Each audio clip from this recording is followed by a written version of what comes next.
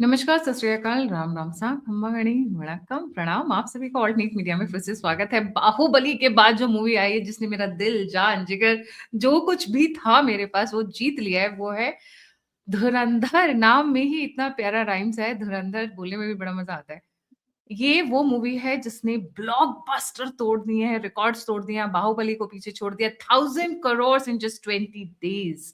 Yes, that's the kind of money. And remember, ये वो नहीं है, वो कौन सी मूवी थी वो जो जिसमें आमिर खान वो सिखा रहे थे, कुश्ती सिखा रहे थे, जो चाइना से कमा कर आई थी पैसे। दंगल। दंगल। वो चाइना में जहां पे लोग हिंदी तक समझते नहीं, अंग्रेजी भी नहीं समझ में आती क्योंकि अंग्रेजी बोलना अलाउड नहीं है। हवाला का रूट करके आप कभी चाइना ले जाते हो, कभी टर्की ले जाते हो, कभी कनाडा ले जाते हो, ये यूएस ले जाते हो। ये मूवी तो वो है जिसको भारतीयों ने, राष्ट्रवादियों ने प्यार इतना दिया कि सोचिए 1000 करोड़ निकाल कर ले गई ये मूवी, और अच्छे अच्छों की आंख खुली हुई है। संजय लीला भंसाली की, जैसा हमने पिछले एपिसोड में कवर किया था। स्टूडियो ऑन सेल है, सारे का मैंने खरीद लिए राइट्स। उसके साथ साथ और भी बहुत सारी चीजें बदल रही हैं। मैंने सुना है शाहरुख खान को बड़े कॉल्स आ रहे हैं, भैया ऐसी मूवी बनेगी तो हम क्या करें। मैंने सुना है वो दाऊद दाऊद के साथ में उन लोगों की बड़ी डिस्कशंस चल रही है सैटेलाइट फोन्स के ऊपर, कि अगर ऐसी मूवीज आएंगी तो हमें तो रोल मिलेगा नहीं, या तो हम राष्ट्रवादी हो जाएं, एटलीस्ट नकाब ओढ़ लें, और नहीं तो फिर आप बताइए कि आगे क्या करना है। तो अभी उनकी प्लानिंग जारी है, जैसी कोई और डेवलपमेंट्स आती है apart from the phone calls and all, फिर उनको डिस्कस करेंगे। बट मुझे दाऊद से याद आया, ये मूवी का एक जो कोर एरिया है वो बड़ा इंटरेस्टिंग स्टोरी है, और उसी पे हमारे साथ जुड़े हुए हैं तरुण।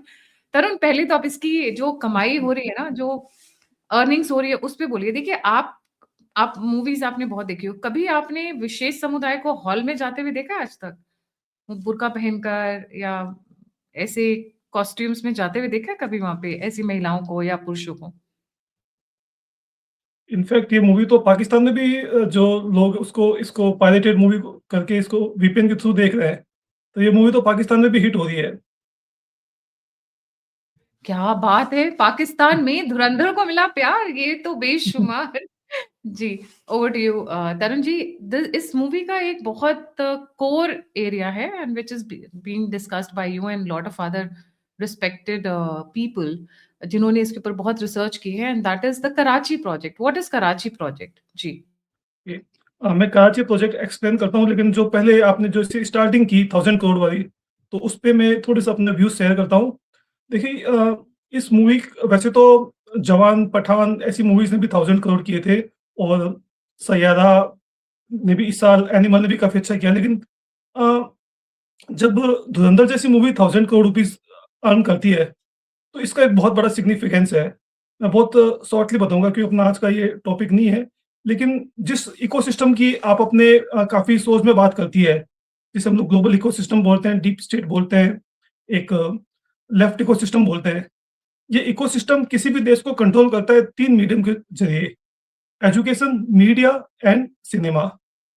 इसमें एजुकेशन एंड मीडिया तो ठीक है, आपके कॉन्शियस ब्रेन पे अटैक करते हैं, इसमें सिनेमा बहुत खतरनाक होता है। ये आपका जो सबकॉन्शियस ब्रेन होता है, सबकॉन्शियस ब्रेन के ऊपर अटैक करता है। तो पिछले 70 सालों से, इनफैक्ट 70-75 सालों से, ये जो 3 इंस्टीट्यूशन थे, ये उस इकोसिस्टम के कंट्रोल में थे। इसमें हालाँकि मीडिया हमने काफ़ी हद तक अपने कंट्रोल में लेने की कोशिश की, और काफ़ी अच्छा एक जो राष्ट्रवादी है, उनके कंट्रोल में आ चुका है। इलेक्ट्रॉनिक मीडिया, यूट्यूब में आपके जैसे काफ़ी नए-नए यूट्यूबर्स आए हैं जिन्होंने, उसपे हम लोगों ने काफ़ी अच्छा काम कर लिया है। एजुकेशन में भी धीरे-धीरे अच्छा काम हो रहा है। ये बॉलीवुड एक ऐसा इंस्टीट्यूशन था जो शुरू से लेफ्ट के कंट्रोल में था। ये जो धुरंधर मूवी जो आई है और जिसके 1000 करोड़ रुपीज़ की बात करी है, इसकी सिग्निफिकेंस वहाँ पे है। इनके लिए सबसे बड़ा नाइटमेयर ये है कि अगर ये ट्रेंड बन गया, अगर ये मूवी ट्रेंड सेटर बन गई, जो कि डेफ़िनेटली बनेगी, तो ऐसी कई सारी मूवीज़ बनेगी जो कि रियलिटी बताती है, जो कि रियलिस्टिक, क्योंकि अभी तक एक प्रोपेगेंडा परोसा जा रहा था, झूठ को सच बना के दिखाया जा रहा था कि आईएसआई और रॉ के एजेंट साथ में मिलके ऑपरेशन कर रहे हैं। मतलब आप तो काफ़ी जो हमारे सीक्रेट एजेंसी के लोगों के साथ भी शो करती है, जब वो देखते होंगे उनको हँसी आती होगी कि रॉ और आईएसआई साथ में मिलके काम कर रही है, जो कि इम्पॉसिबल है। तो ऐसा एक झूठ और एक प्रोपेगेंडा परोसा जा रहा था। इस मूवी ने वो जो भी झूठ का जो प्रोपेगेंडा था वो खत्म कर दिया। तो ऐसी मूवी को 1000 करोड़ रुपीज़ बनाना एक बहुत बड़ा नाइटमेयर है लेफ्ट इकोसिस्टम के लिए, और जो हमारा जो एक राष्ट्रवादी इकोसिस्टम, उसके लिए बहुत ही अच्छी बात है। तो वाक़ई में बहुत खुश होने की बात है। तो इससे आपने स्टार्टिंग की, तो ये मैं आपको बताया। अब जो हमारा जो टॉपिक है कराची प्रोजेक्ट, जिसके ऊपर अब हम लोग बात करने वाले हैं। ये बेसिकली जो धुरंधर जो मूवी है, ये कराची प्रोजेक्ट के ऊपर ही बेस्ड है। अब ये कराची प्रोजेक्ट था क्या? ये 2003 के अंदर आईएसआई ने एक सीक्रेट प्रोजेक्ट स्टार्ट किया था, जिसमें 3 जो बेसिकली टीम्स उसमें इन्वॉल्व थी, आईएसआई उसमें इन्वॉल्व थी, उसमें कराची का जो अंडरवर्ल्ड है, वो इन्वॉल्व था और तीसरा जो वहाँ की मिलिटेंट ऑर्गनाइज़ेशंस है, लश्कर-ए-तौबा, जैश-ए-मोहम्मद ये इन्वॉल्व थी। तो आईएसआई, अंडरवर्ल्ड और मिलिटेंट ऑर्गनाइज़ेशंस ये तीनों साथ में आती है और साथ में मिलके एक प्रोजेक्ट स्टार्ट करती है कराची प्रोजेक्ट 2003 में। अब इसका मैं आपको थोड़ा-सा बैकग्राउंड बता दूँ कि ये 2003 में कराची प्रोजेक्ट स्टार्ट करती क्यों है? इससे पहले पाकिस्तान जो था वो कश्मीर के अंदर मिलिटेंसी कर रहा था। उसने पीओके में बहुत सारे टेरर कैंप बना रखे थे और पाकिस्तान का जो मेन टारगेट था वो कश्मीर के ऊपर था, कि कश्मीर में इतनी ज़्यादा मिलिटेंसी की जाए कि भारत की जो आर्मी है वो कश्मीर छोड़ के भाग जाए। ये उसका प्लान था, लेकिन 2001 के अंदर 9/11 होता है। अमेरिका अफ़गानिस्तान के अगेंस्ट एक वॉर अगेंस्ट टेरर डिक्लेयर कर देता है। 2001 से 2003 का जो टाइम था, वहाँ पे अमेरिका की जो पूरी आर्मी होती है, वो पाकिस्तान के वहाँ पे जो बॉर्डर पे खड़ी रहती है। पूरा जो ग्लोबल मीडिया का जो अटेंशन होता है, वो पाकिस्तान के ऊपर रहता है। तो पाकिस्तान के लिए क्या बहुत मुश्किल था उस टेररिज़्म को कंटिन्यू करना। उसके साथ ही इंडिया के पार्लियामेंट पे भी अटैक होता है, तो इंडिया और पाकिस्तान की आर्मी भी जो है वो 10 महीने तक बॉर्डर पे आमने-सामने खड़ी रही थी। हालाँकि युद्ध नहीं हुआ, लेकिन वो आमने-सामने खड़ी रही थी। तो वो जो हालात थे, उस हालात में पाकिस्तान कश्मीर के अंदर टेररिज़्म जो वो कर रहा था, जो कि उसने पूरे 90s किया, उसको कंटिन्यू करना बहुत मुश्किल था। तो पाकिस्तान एक नई स्ट्रैटेजी बनाता है। वो जो टेरर का जो उसका जो एपिसेंटर था, जो कि पीओके था, रावलपिंडी था, उस एपिसेंटर को वो पीओके से शिफ्ट करके कराची लाता है। अब कराची लाने का उसका देखो पर्पस क्या था, कि कराची में एक बहुत वेल सेटल्ड पाकिस्तान का अंडरवर्ल्ड वहाँ पे एस्टेब्लिश था, जिसमें नो डाउट दाऊद इब्राहिम था, रहमान डकैत था, उज़ैर बलूच था। तो काफ़ी वहाँ पे का अंडरवर्ल्ड था और वो जो अंडरवर्ल्ड थे, उन अंडरवर्ल्ड का इंडिया में बेसिकली उनका कनेक्शंस थे, वो इंडिया में स्मगलिंग करते थे, इंडिया में गोल्ड भेजते थे, इंडिया में वॉचेस भेजते थे। तो इंडिया में उनके कॉन्टैक्ट्स थे, इंडिया में पुलिस से उनके कॉन्टैक्ट्स थे, इंडिया में जो कस्टम वालों से उनके कॉन्टैक्ट्स थे, इंडिया की जो उनके जो इंडिया में जो हैंडलर्स थे उनसे कॉन्टैक्ट थे। तो पाकिस्तान और उस समय तक 2002 में आपको मालूम है गोधरा भी हो चुका था। गुजरात में दंगा हुआ था, जिसमें काफ़ी संख्या में मुस्लिम्स भी मारे गए थे और काफ़ी वो डिस्प्लेस भी हुए थे। तो पाकिस्तान को यहाँ पे एक अपॉर्च्युनिटी दिखी, कि ये जो इंडिया में एक जो इस समय सेंटिमेंट बना हुआ है, जो हमारे मीडिया ने भी उस समय बना दिया था कि मुस्लिम्स जो है, मुस्लिम्स का जेनोसाइड हो रहा है। तो मुस्लिम्स के अंदर जो गुस्सा है, जो कि ऑलरेडी हमारा लेफ्ट मीडिया उस समय तक कर चुका था, उस गुस्से को हम लोग यूज़ करेंगे। तो हम लोग क्या कर रहे थे कि करेंगे कि आज तक हम लोग इंडिया में अपने पाकिस्तान से टेररिस्ट बना के भेज रहे थे। अब हम लोग जो इंडिया के जो मुस्लिम्स हैं, उन्हीं को टेररिस्ट बनाएँगे। तो कराची प्रोजेक्ट में पाकिस्तान क्या करता है कि इंडिया के जो मुस्लिम्स हैं, जिनका कि इंडियन गवर्नमेंट के ऊपर गुस्सा था, उनको वो बुलाता है कराची, वहाँ पे उनको रेडिकलाइज़ करता है। वहाँ पे इनकी ट्रेनिंग होती थी। ट्रेनिंग जो कराची जो है वो एकदम बलूचिस्तान के पास में ही है, तो बलूचिस्तान में काफ़ी खाली एरिया है। तो बलूचिस्तान में इनकी ट्रेनिंग होती थी। वहाँ पे इनको जो मिलिटेंट ऑर्गनाइज़ेशंस है, इनको रेडिकलाइज़ करती थी। आईएसआई जो है, वो इनको आर्म्स की ट्रेनिंग देती थी। इनको बेसिकली जो ट्रेनिंग दी जाती थी कि कैसे लोकली अवेलेबल मटेरियल से बॉम्ब बनाना। वहाँ पे इनको बॉम्ब बनाना सिखाया जाता था और फिर बाद में जो कराची में जो इनका अंडरवर्ल्ड था, वो अंडरवर्ल्ड इनके फेक डॉक्यूमेंट्स बनाता था। वो वेपन्स की स्मगलिंग करके जो वेपन्स इंडिया में भेजना और इनको इनका जो लॉजिस्टिक्स है, इनका जो सेफ हाउस है वो सँभालता था। तो ये एक पूरा ऑपरेशन होता था। इनको करके पाकिस्तान वापस ट्रेनिंग देके वापस इनको इंडिया में भेजता था और इंडिया में आके बॉम्ब ब्लास्ट करते थे। तो 2003 से लेके 2009 तक ये कराची प्रोजेक्ट चला था और आपको याद होगा कि उस समय लगभग हर महीने, दूसरे महीने इंडिया में बॉम्ब ब्लास्ट होता था। तो पूरा का पूरा जो कराची प्रोजेक्ट का इसमें एक टेरर मॉड्यूल काम कर रहा था। तो ये बेसिकली कराची प्रोजेक्ट था। ये जो धुरंधर मूवी है, इस धुरंधर मूवी अगर आपने देखी होगी, तो आपने देखा होगा कि जो हमारा जो रणवीर सिंह है, वो जब स्टार्टिंग में जाता है, तो वो पीओके नहीं जाता है, वो रावलपिंडी नहीं जाता है, वो सीधा जाता है कराची। तो अब इंडिया का एजेंट कराची क्यों जा रहा है? अगर वो टेररिज़्म से लड़ने गया है, तो उसको जो टेररिज़्म का जो एपिसेंटर है, वहाँ जाना चाहिए। तो वो कराची इसलिए जाता है क्योंकि सारी इंडियन एजेंसी के पास में इनपुट था कि कराची में ये कराची प्रोजेक्ट चल रहा है और वहाँ जाके वहाँ के अंडरवर्ल्ड को पेनिट्रेट करता है। तो जो धुरंधर मूवी है, ये बेसिकली उसी टाइम फ्रेम में है और वो जो कराची प्रोजेक्ट है, उसी को बताया गया है। हालाँकि मूवी में इसका कहीं पे भी ज़िक्र नहीं है, लेकिन ये पूरी की पूरी मूवी का जो कॉन्टेक्स्ट है, वो द कराची प्रोजेक्ट ही है। India why did India fail to stop it? कमी कहाँ रह गई? ये काफ़ी अच्छा क्वेश्चन है आपका इसमें। अ, ये हमें मालूम था कि जो इसमें जो हमारे टेररिस्ट जो इन्वॉल्व थे, बेसिकली इंडियन मुजाहिदीन है, जो भटकल ब्रदर्स थे, शाहिद बिलाल, ये सब थे तो इंडियन, लेकिन इनको ट्रेनिंग जो थी वो पाकिस्तान में मिल रही है और इनको सपोर्ट पूरा पाकिस्तान से मिल रहा है। लेकिन हमारी जो गवर्नमेंट जो उस समय थी, जो मनमोहन सिंह जी उस समय हमारे प्रधानमंत्री थे, इन्होंने बेसिकली वो जो उस समय की जो सिचुएशन थी, उसको बहुत ही गलत तरीके से टैकल करने की कोशिश की। उन्होंने बेसिकली यहाँ पे पॉलिटिकल अपॉर्चुनिज़्म देखा। तो उन्होंने क्या किया कि ये जो टेररिज़्म जो हो रहा था, उनको लगा कि हम लोग इसका फ़ायदा उठाते हैं। तो इन्होंने इसको डाइवर्ट कर दिया सैफ़्रॉन टेररिज़्म की तरफ, कि भगवा आतंकवाद है ये पाकिस्तान का इसमें इन्वॉल्वमेंट नहीं है, ये भगवा आतंकवाद है और हिंदू कर रहे हैं। क्योंकि उनको वहाँ पे अपना एक अपॉर्चुनिज़्म दिख रहा था कि जो हमारे जो ओपोनेंट है, जिसमें मोदी जी थे उस समय एक राइज़ कर रहे थे, काफ़ी प्रोमिनेंट फ़िगर वो बन रहे थे, आरएसएस थी, तो उनका था कि हम लोग ये हिंदू टेररिज़्म की थ्योरी यूज़ करके हमारे जो ओपोनेंट है उनको खत्म कर देते हैं। अब देखिए ये कांग्रेस ने जो किया, इसका बहुत नुकसान इंडिया को उठाना पड़ा, क्योंकि अगर कांग्रेस पाकिस्तान से लड़ती तो शायद इसको रोका जा सकता था। लेकिन आपने जैसे ही इसको डाइवर्ट किया हिंदू टेररिज़्म की तरफ, तो पूरा का पूरा पाकिस्तान को एक क्लीन चिट मिल गया, फ्री हैंड मिल गया। मैं आपको कुछ एग्ज़ाम्पल्स देता हूँ गायत्री जी। एक समझौता एक्सप्रेस में ब्लास्ट हुआ था, जिसमें आई थिंक 50 से ज़्यादा लोग मारे गए थे। तो उसका जो मुख्य जो कॉन्स्पिरेटर था, उसको इमीडिएटली गिरफ्तार कर लिया था वहाँ के पुलिस वाले ने। वो एक पाकिस्तानी था, लश्कर-ए-तोयबा का आदमी था। ऊपर से उसके पास फ़ोन आता है और उसको बोला जाता है इसको छोड़ दो।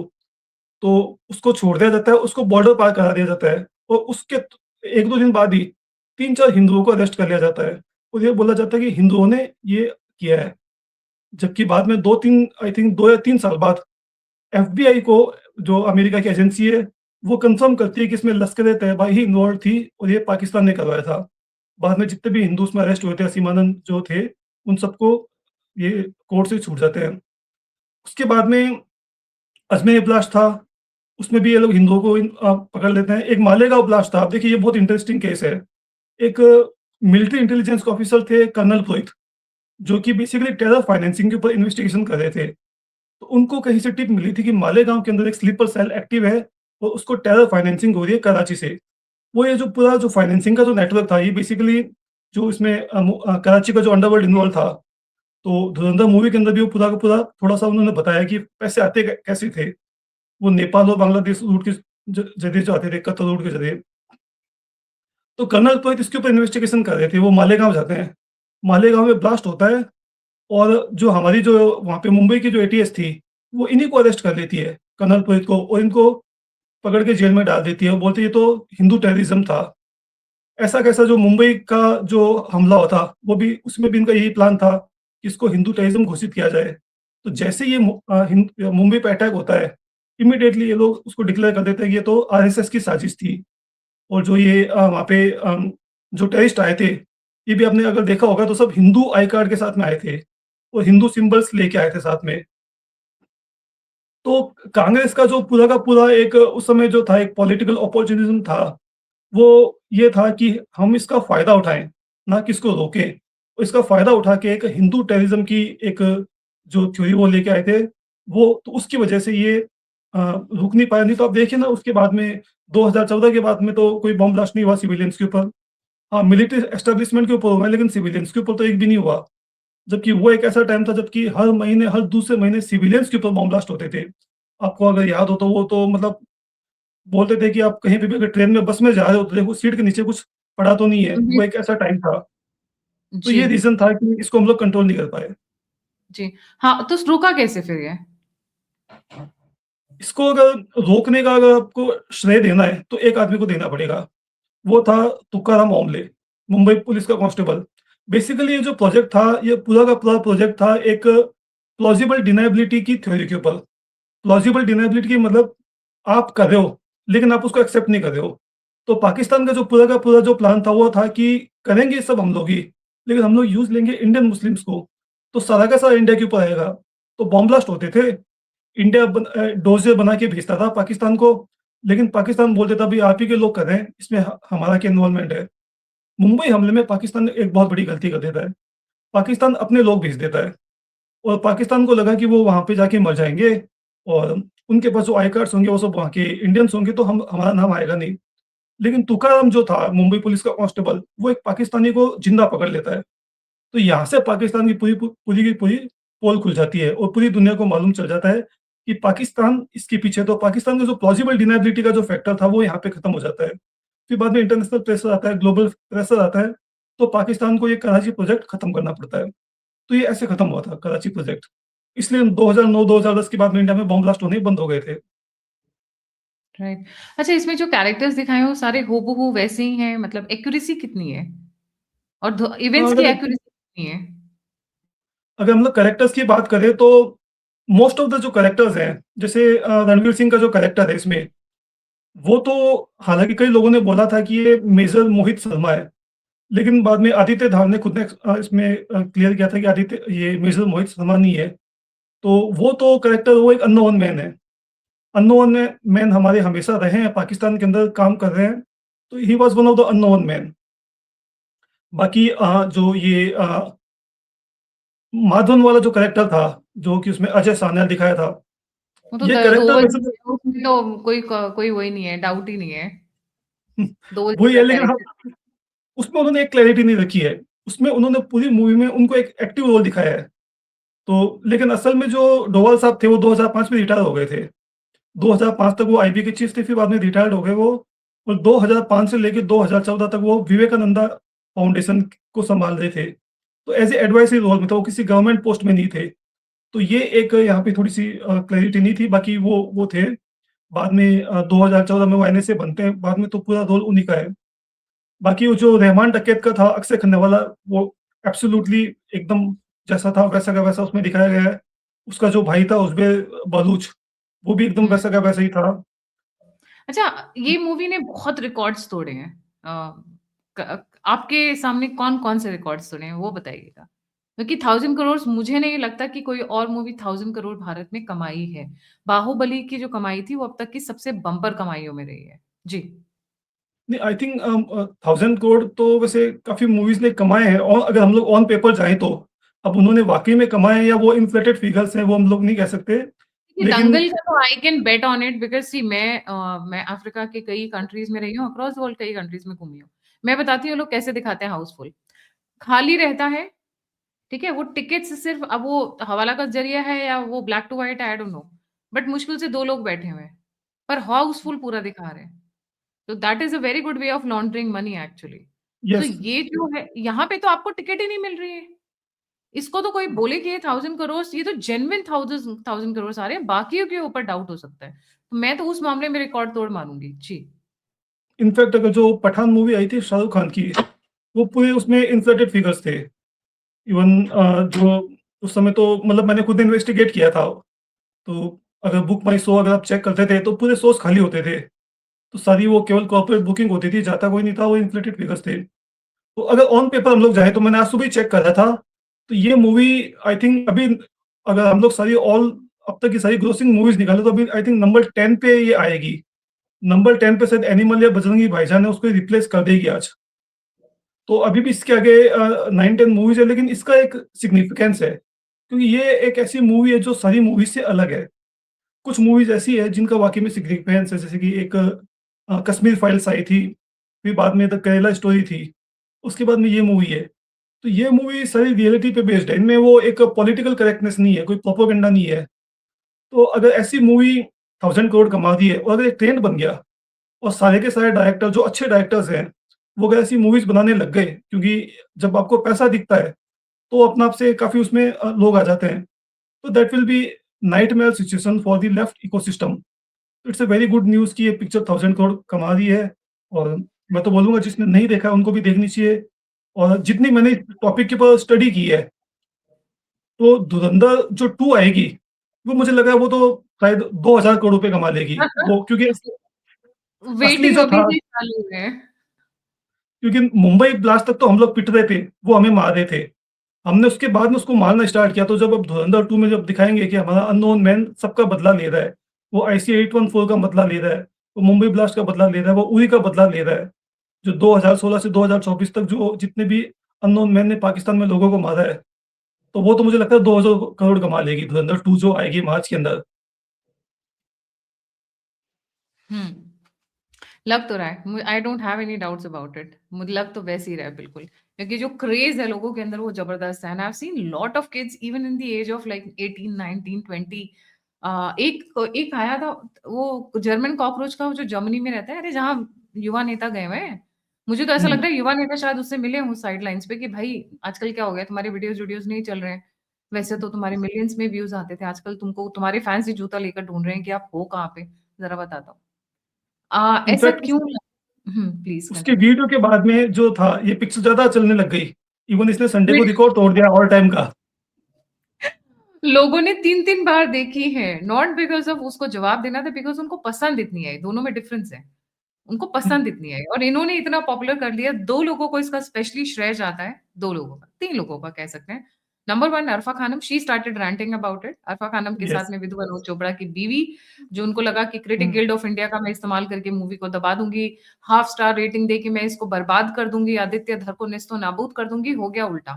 क्योंकि इन्होंने जहाँ बोलना शुरू किया, जिन लोगों को नहीं भी इंटरेस्ट था, they started digging out things and then they were like ये तो हमेशा ही ऐसे करते हैं। Then second I would name Hrithik Roshan, because उनके स्टेटमेंट्स उल्टे-सीधे आए लोगों का, जो उनके फैन्स थे और बाकी भी। और तीसरे नंबर पर German cockroach. German hmm. Cockroach was the ultimate one, मतलब जो उस बंदे ने बोला उसके बाद तो जो उनके साइड के लोग थे लेफ्टिस्ट, उन्होंने भी जाके देखना शुरू किया कि भाई ऐसी बात क्या है कि इसको वीडियो बनानी पड़ गई इस चीज़ को करने के लिए। जी। The thing is even that कि नाउ द जी। अफ़ा खानूम ने का अगर देखो तो उसने बोला था कि ये पिक्चर तो अगेंस्ट मुस्लिम्स है, इंडियन मुस्लिम्स है। जबकि मतलब मैं भी उसके बाद देखने गया था। मैंने कहा उसमें ऐसा क्या दिखाया है? जबकि ये पूरी की पूरी पिक्चर स्टार्टिंग से लेके एंड तक पाकिस्तान में है। इसमें इंडिया तो दिखाया ही नहीं गया है। तो वो बोल देते हैं कि this film is against Indian Muslims. तो जब ऐसा प्रोपेगेंडा करते हैं तो आपकी खुद की जो रेपुटेशन, आपकी जो क्रेडिबिलिटी होती है, वो खत्म हो जाती है। ये ट्रू। लोग जो धुरंधर को फ्लॉप करना चाहते थे, ये एट द एंड अपनी क्रेडिबिलिटी खो बैठे। बिल्कुल सही कह रहे हैं आप। Thank you so much. The interesting part is कि आप झूठ नहीं बेच सकते हो आप। आप फेक चीज़ें नहीं बेच सकते हो। आप सिक्स पैक आप नहीं बेच सकते हो और वो वुमन की वो जो ऐसे 36 24 36 वो नहीं बेच सकते हो। Stop doing it. हर कॉन्टिनेंट की just on a passing note, I know I am little digressing from the topic.